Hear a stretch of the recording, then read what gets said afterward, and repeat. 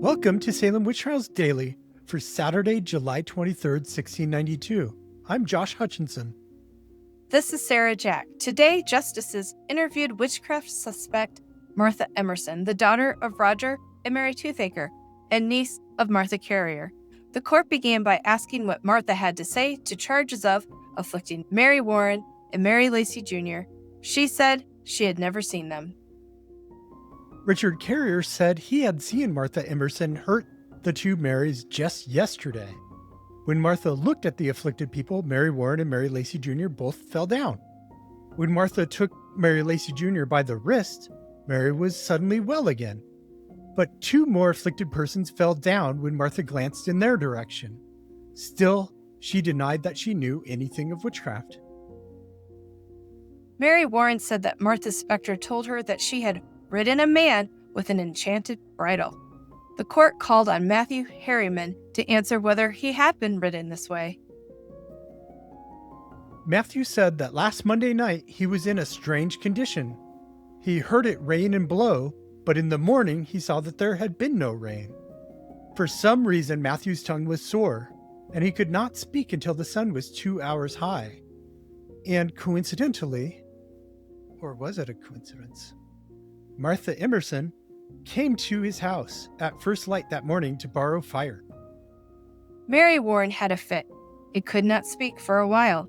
She apparently signified by holding up her hand that this Herriman was the man that she said Emerson had ridden, but Emerson said she knew nothing of it.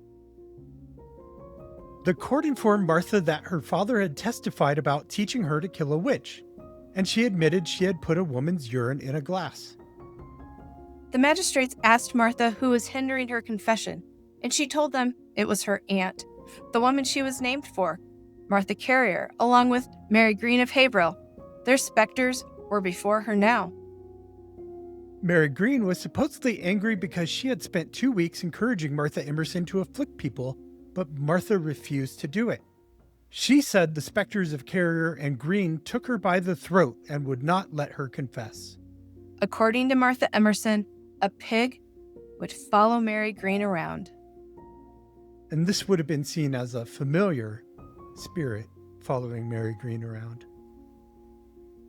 And later, Martha denied her partial confession and said she was free from the sin of witchcraft. But the court didn't care, and they sent Martha back to jail, where she would remain for 6 months. Today, John Procter wrote a petition from jail. He addressed his petition to prominent Boston ministers: Increase Mather, James Allen, Joshua Moody, Samuel Willard, and John Bailey. These were the ministers of Boston's first, second, and third churches.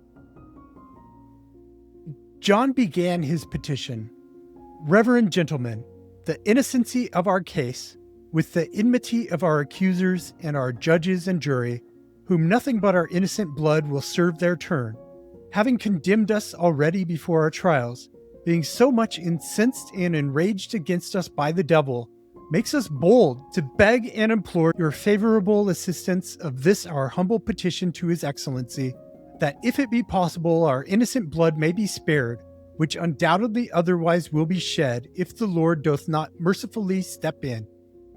John continued, the magistrates, ministers, juries, and all the people in general, being so much enraged and incensed against us by the delusion of the devil, which we can term no other, by reason we know in our own consciences, we are all innocent persons.